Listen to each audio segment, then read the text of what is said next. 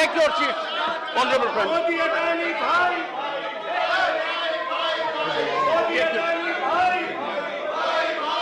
Honorable Prime Minister. Nothing will go on record except the Honorable Prime Minister's address. आदरणीय सभापति जी,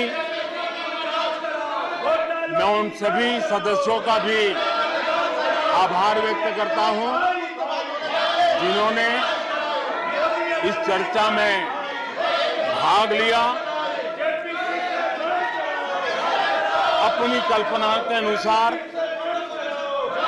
चर्चा को विस्तार देने का प्रयास भी किया और इसलिए मैं सदन में हिस्सा लेने और चर्चा में हिस्सा लेने वाले सभी आदरणीय सदस्यों का धन्यवाद करता हूं। आदरणीय सभापति जी, ये सदन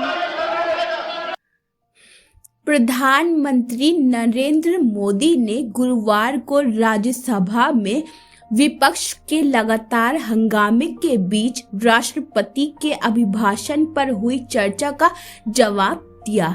सदन में शोर को लेकर पीएम मोदी ने कहा, कुछ सदस्यों का आचरण और लहजा पूरे देश के लिए निराशाजनक है। मैं ऐसे लोगों से कहूंगा कि जितना कीचड़ उछालेंगे कमल उतना ही खिलेगा। कमल को खिलाने में बराबर की भूमिका के लिए मैं विपक्ष को भी धन्यवाद दूंगा। पीएम मोदी ने कहा, सदन में जो बात होती है उसे देश गंभीरता से सुनता है, लेकिन ये दुर्भाग्यपूर्ण है कि कुछ लोगों की वाणी न सिर्फ सदन को बल्कि देश को निराश करने वाली है। ऐसे सदस्यों को यही कहूंगा कि कीचड़ उसके पास था, मेरे पास गुलाल। जो भी जिसके पास था उसने दिया उछाल। जितना कीचड़ उछालोगे कमल उतना ही ज्यादा खिलेगा। राज्यसभा में जैसे ही प्रधानमंत्री ने अपना भाषण शुरू किया,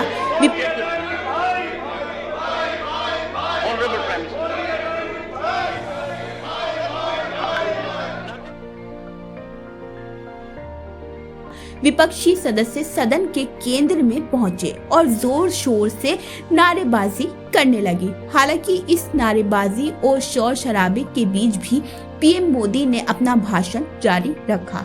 उन्होंने अपनी सरकार के प्रदर्शन और कांग्रेस के नेतृत्व में पिछली सरकार के बीच तुलना की।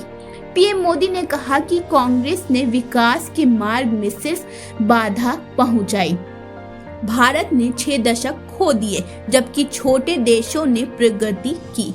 कांग्रेस केवल प्रतीकवाद में लगी रही, कभी भी देश के सामने समस्याओं का स्थायी समाधान खोजने की कोशिश नहीं की।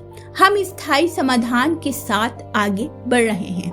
उन्होंने कहा कि मतदाताओं द्वारा खारिज किए जाने के बावजूद कांग्रेस अपनी साजिशों को जारी रखे हुए है।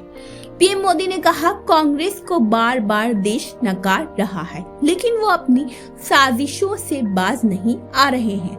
जनता ये देख रही है और हर मौके पर उन्हें सजा देती रही है।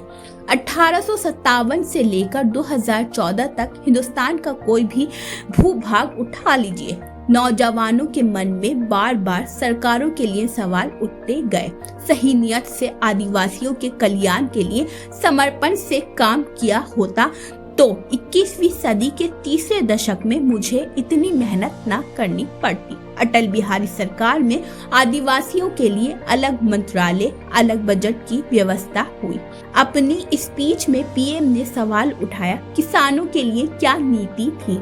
ऊपर के कुछ वर्ग को संभाल लेना और उन्हीं से अपनी राजनीति चलाना ही लक्ष्य था। छोटे किसान उपेक्षित थे, उनकी आवाज कोई नहीं सुनता था। हमारी सरकार ने छोटे किसानों पर ध्यान केंद्रित किया, उन्हें बैंकिंग से जोड़ा और आज साल में 3 बार किसान सम्मान निधि उनके खातों में जमा होती है। यूसुफ अंसारी की रिपोर्ट, न्यू दिल्ली।